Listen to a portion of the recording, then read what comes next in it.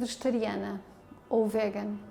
O que é que eu posso comer para substituir a carne ou o peixe ou os ovos que vou deixar de comer ou reduzir substancialmente a quantidade por semana? Normalmente o que vem mais à cabeça são os feijões, mas efetivamente comermos leguminosas todos os dias também pode ser repetitivo e não tão benéfico. A macrobiótica apresentou-nos, também a partir da década de 60, uma série de alternativas com um valor proteico muito elevado, originárias do Oriente, do Japão e da China. Vou começar pelo alimento mais conhecido de todos, que é o tofu.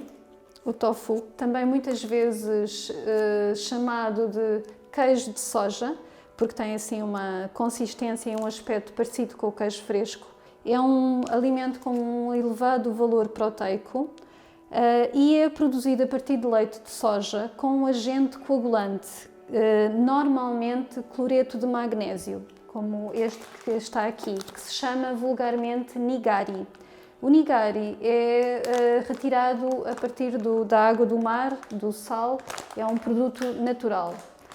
E é o agente coagulante por excelência dos alimentos fermentados a partir do feijão de soja. Esta embalagem é uma embalagem pequena, são 250 gramas, dá para 4 pessoas perfeitamente para uma refeição completa.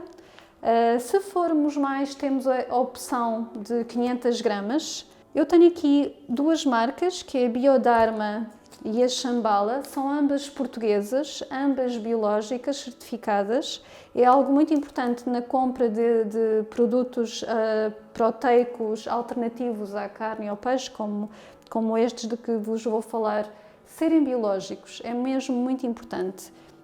E os ingredientes têm que ser simples, têm que ter apenas o leite de soja, o agente coagulante e pouco mais, e água. Vou falar-vos do tempê, que também vem do Oriente.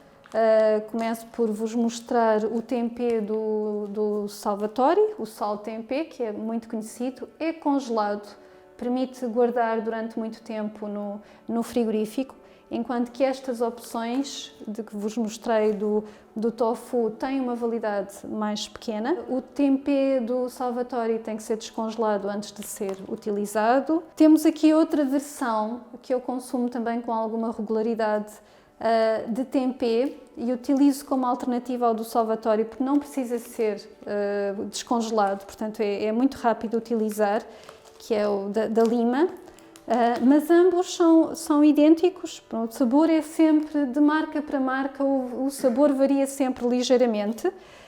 Voltando aqui um pouco ao tofu, o tofu da Biodharma é mais compacto. Se quisermos fazer uma preparação no forno, este é o mais indicado porque não se desmancha, aguenta bastante bem um assado no forno com legumes.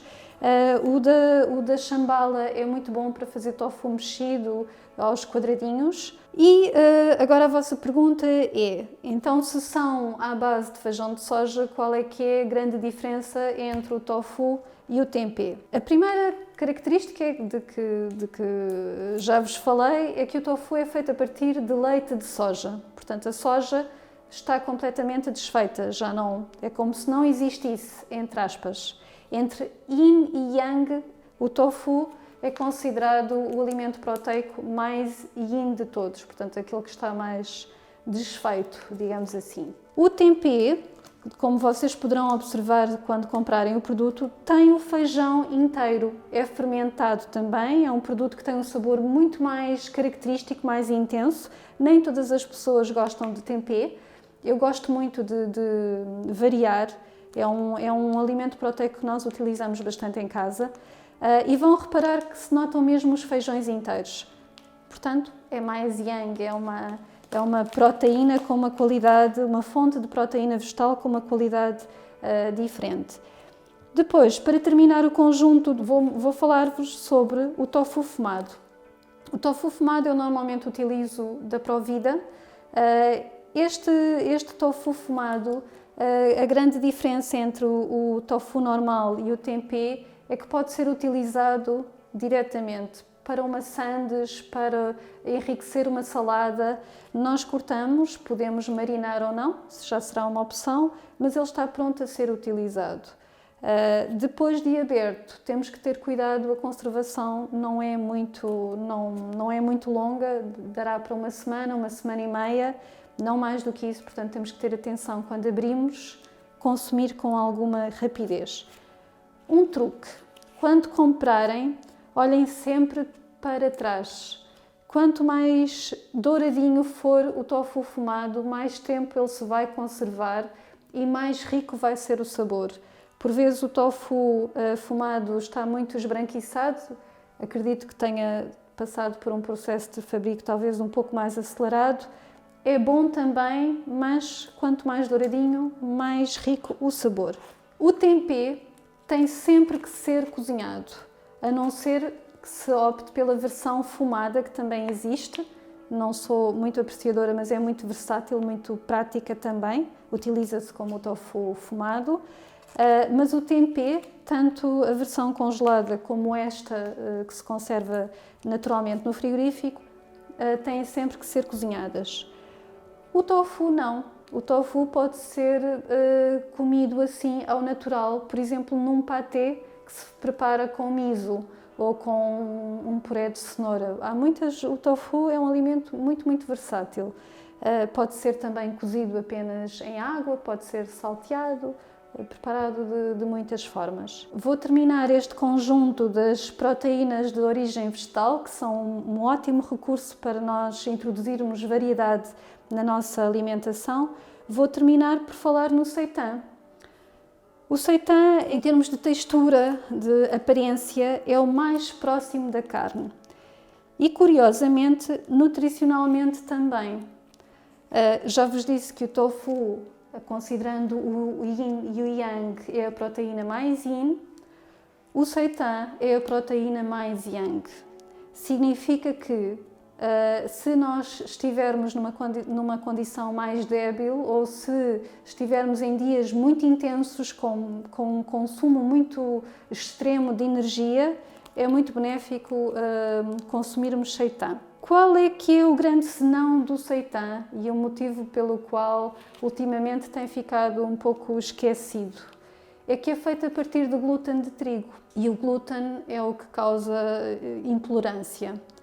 No entanto, o glúten está preparado, está cozinhado, tem um processo que o torna bastante diferente do glúten naturalmente presente nas farinhas. No entanto, é algo que tem que se ter atenção. Se temos os intestinos fracos ou se temos alguma espécie de intolerância ao glúten, não devemos consumir seitã, ou pelo menos ter algum cuidado. Depois, eu trouxe-vos aqui duas embalagens bastante diferentes. Este também dá para 4 pessoas, são cerca de 250 gramas. Este é maior, é meio quilo de seitã, já dá para mais pessoas.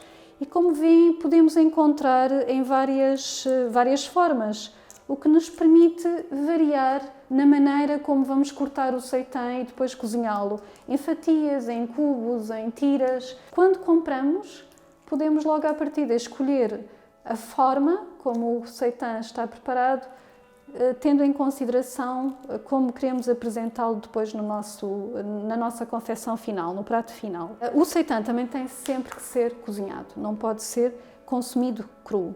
Enquanto que no tofu existem algumas marcas bastante boas no mercado, eu gosto particularmente destas duas. O seitã é um pouco mais complicado. Se tiverem alguém que produza seitã caseiro, é o ideal. Encomendem, comprem, porque em termos de textura é muito mais macio, muito mais versátil, absorve mais os sabores dos temperos que nós quisermos colocar e é a opção ideal, o seitã caseiro. Mas se não houver essa opção, aconselho a comprarem este da Shambhala. Eu também costumo comprar o da Provida, mas mais para hambúrgueres ou para desfazer, não propriamente hambúrgueres, que isso faço mais com tofu, mas para fazer um prato semelhante à carne à bolonhesa, em que eu desfaça muito e que o seitã fique mesmo em pedaços muito pequenos e que absorva muito o sabor. Se for para fatiar, já não é um produto tão versátil e tão neutro quanto este da Shambhala. Mas nada como experimentar por si e perceber qual é a marca, qual é a textura de que gosta mais, porque passa mesmo por um processo de tentativa e erro, de arriscar, de experimentar, de variar os temperos. Por último, não posso deixar de vos falar nos vários produtos prontos a consumir que existem no nosso mercado, começando por tofu com sabores. Temos que ter em consideração que, a partir do momento em que nós começamos a acrescentar legumes, ervas aromáticas, todo esse alimentos adicionais ao tofu, o produto torna-se menos estável em termos de conservação. Se for um produto que não tenha conservante, não tenha estabilizante, nenhum gelificante, a validade vai ser curta. Existem tanto a Shambhala como a Biodharma, têm algumas variantes com sabores sem conservantes.